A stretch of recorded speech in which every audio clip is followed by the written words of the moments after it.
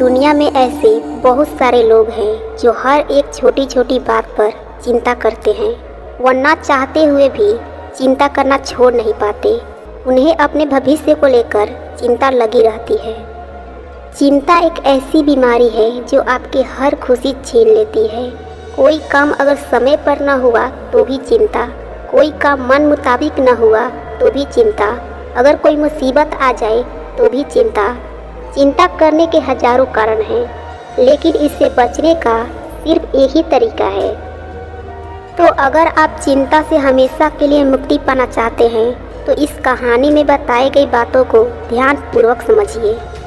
इस कहानी में महात्मा बुद्ध ने चिंता को लेकर ऐसी बात कही है जिसे अगर आप अच्छे से समझ लें तो आप अपने पूरे जीवन में चिंता कभी नहीं करेंगे।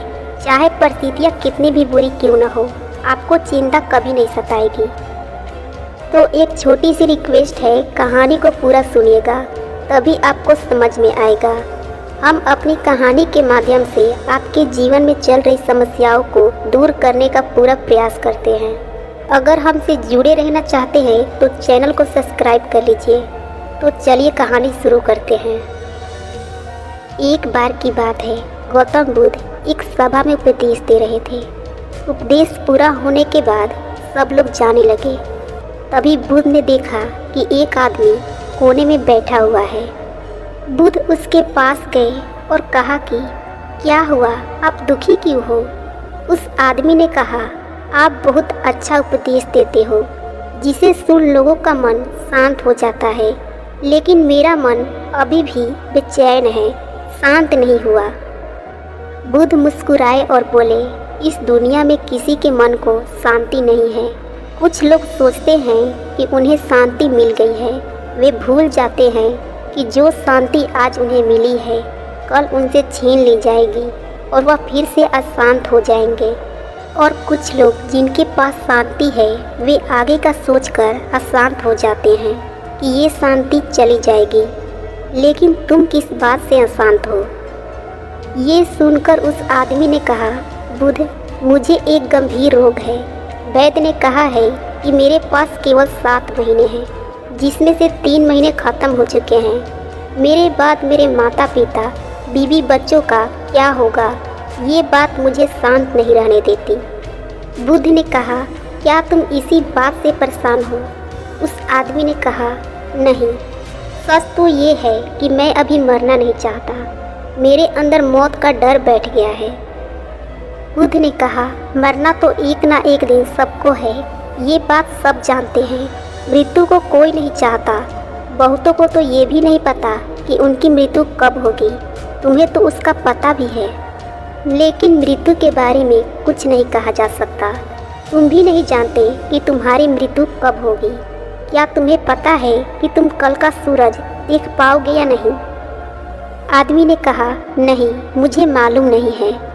फिर बुद्ध कहते हैं कि अगर तुम्हारी बीमारी के बारे में पता नहीं होता तो तुम अपना जीवन खुशी से जीते ना, तो अभी भी वही करो। आगे का मत सोचो, अपने आज को भरपूर जियो। जो जीवन शेष है उसे खुशी से जियो। जो मिल रहा है उसे स्वीकार करो। वह आदमी बोला, अभी तो मैं केवल 35 वर्ष का हूँ। मैंने अपना जीवन ठीक से देखा तक नहीं है। मैं अभी कैसे मृत्यु को प्राप्त हो सकता हूँ? बुद्ध ने कहा, क्या तुम्हें पता है कि तुमने ये 35 वर्ष कैसे निकाले? कब ये समय बीत गया? नहीं पता ना? तुम्हें कुछ खास पल ही याद होंगे। एक एक दिन तुम्हें भी मालूम नहीं होगा कि तुमने कैसे जिया, क्योंकि तुमने अपना जीवन होशपूर्वक कभी जिया ही नहीं। अगर तुमने अपना जीवन होश में जिया होता तो ये 35 वर्ष तुम्हारे लिए 35,000 के बराबर होते और प्रत्येक दिन खुशी से जीते। लेकिन तुमने सारा समय नष्ट कर दिया और अब मृत्यु के समय भाग रहे हो। फिर बुद्ध ने कहा, जीवन और मृत्यु दोनों ही उपहार है। उस आदमी ने कहा, मैं आपकी बातें समझ नहीं पा रहा। जीवन उपहार है ये समझ में आता है, लेकिन मृत्यु भी उपहार है, ये कैसे हो सकता है? जब ये आदमी और बुद्ध बात कर रहे थे तभी उस आदमी के पिता वहाँ पर पहुँच गए और उनकी बातें सुनी।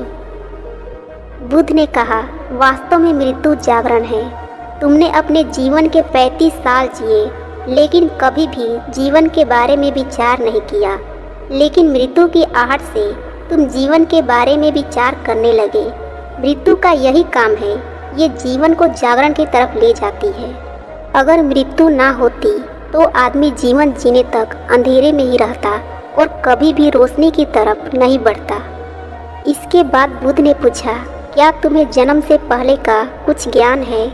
आदमी ने कहा, नहीं, मुझे जन्म से पहले का कोई ज्ञान नहीं है। बुद्ध ने कहा, जैसे तुम्हें जन्म से पहले का कोई ज्ञान नहीं है, ठीक उसी प्रकार तुम्हें मृत्यु के बाद भी कोई ज्ञान नहीं है, इसलिए तुम डरे हुए हो।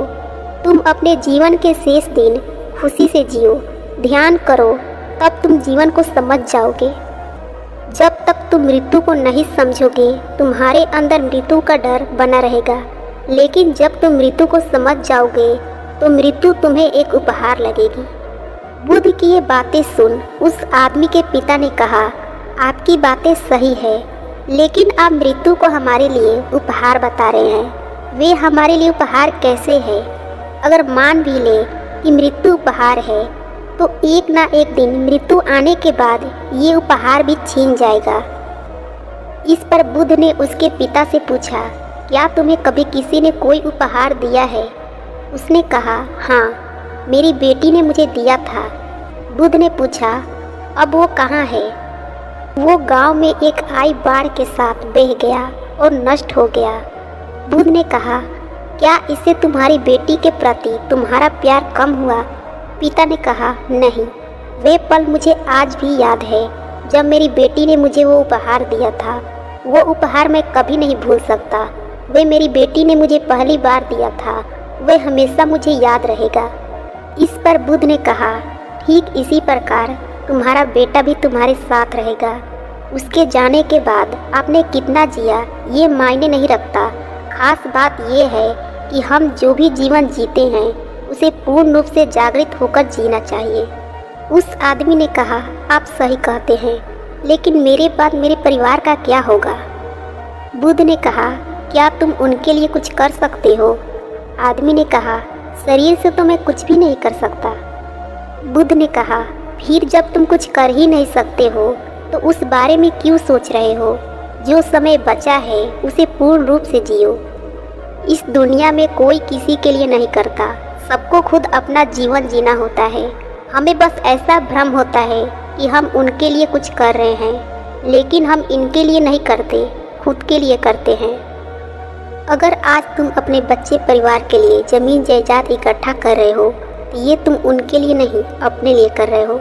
इसे करने से तुम्हारे अंदर आंतरिक शांति रहेगी, लेकिन तुम रहोगे इस भ्रम में कि तुमने उनके लिए किया है, लेकिन ये तुम खुद के लिए करते हो। अगर तुम उनके लिए कुछ नहीं भी करोगे तो भी उनके जीवन में कोई खास फर्क नहीं आएगा, क्योंकि जीवन कभी एक समान नहीं रहता, कठिनाइयों से भरा रहता है। जीवन कभी भी आसान नहीं रहा है, संघर्ष करना पड़ता है, तभी जीवन चलता है। गरीब आदमी से ज़्यादा परेशान अमीर आदमी होता है। इससे ये पता चलता है कि धन से तो जीवन को सुरक्षित नहीं किया जा सकता, लेकिन पूर्ण रूप से जागृत होकर जीवन को सुरक्षित किया जा सकता है। ऐसा करने से हम जीवन के सभी कठिनाइयों को समझ पाते हैं, जिंदगी और मौत को समझ पाते हैं और आसानी से जीवन भी जी सकते हैं।